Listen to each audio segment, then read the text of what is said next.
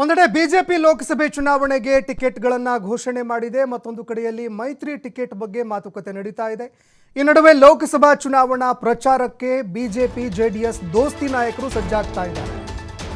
ಮಾಜಿ CM BS ಯಡಿಯೂರಪ್ಪಗೆ ಮಾಜಿ ಪ್ರಧಾನಿ ಎಚ್.ಡಿ. ದೇವೇಗೌಡರು ದೂರವಾಣಿ ಕರೆ ಮಾಡಿದ್ದಾರೆ. ಒಟ್ಟಿಗೆ ಕೂಡಿಕೊಂಡು ಪ್ರಚಾರ ಮಾಡುವ ಬಗ್ಗೆ ಬಿಎಸ್ ಯಡಿಯೂರಪ್ಪನವರ ಜೊತೆಯಲ್ಲಿ ಗಂಭೀರವಾಗಿ ಚರ್ಚೆ ಮಾಡಿದ್ದಾರೆ. ಚುನಾವಣೆಯಲ್ಲಿ ಬಿಜೆಪಿ ಜೆಡಿಎಸ್ ಒಟ್ಟಾಗಿ ಪ್ರಚಾರ ಮಾಡುವ ಬಗ್ಗೆ ಕೂಡ ಮಾತುಕತೆ ನಡೆದಿದೆ. ಎಲ್ಲರೂ ಪ್ರತ್ಯೇಕವಾಗಿ ಪ್ರಚಾರ ಮಾಡುವಂಥದ್ದು ಬೇಡ, ಒಗ್ಗೂಡಿ ಪ್ರಚಾರವನ್ನ ಮಾಡುವಂತಹ ವಿಷಯಕ್ಕೆ ಸಂಬಂಧಪಟ್ಟಂತೆ ಚರ್ಚೆಯಾಗಿದೆ. ಮಾಜಿ ಪ್ರಧಾನಿ ಎಚ್.ಡಿ. ದೇವೇಗೌಡ ಅವರು ಈ ಬಗ್ಗೆ ಫೋನ್ ಮಾಡಿ ನೇರವಾಗಿ ಮಾಜಿ ಸಿಎಂ ಬಿಎಸ್ ಯಡಿಯೂರಪ್ಪ ಅವರಿಗೆ ಫೋನ್ ಮಾಡಿ ಈ ಬಗ್ಗೆ ಮಾತುಕತೆ ನಡೆಸಿದ್ದಾರೆ.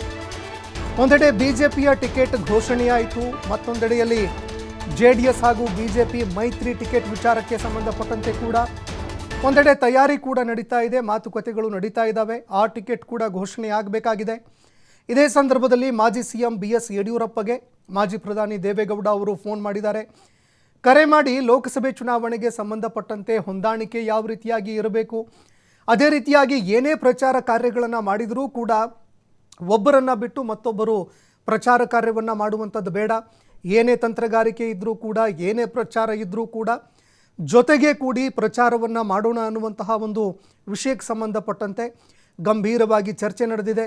ಈ ಒಂದು ತಂತ್ರಗಾರಿಕೆ ಎಷ್ಟರ ಮಟ್ಟಿಗೆ ಫಲ ಕೊಡುತ್ತೆ ಅನ್ನುವಂಥದ್ದನ್ನು ಕೂಡ ಕಾದು ನೋಡಬೇಕಾಗತ್ತೆ. ಅದೇ ರೀತಿಯಾಗಿ ಎಲ್ಲ ಕ್ಷೇತ್ರಗಳಲ್ಲಿ ಕೂಡಿ ಪ್ರಚಾರ ಮಾಡುವಂತಹ ವಿಷಯಕ್ಕೆ ಸಂಬಂಧಪಟ್ಟಂತೆ ಮಾಜಿ ಪ್ರಧಾನಿ ದೇವೇಗೌಡರು ಮಾತನಾಡಿದ್ದಾರೆ.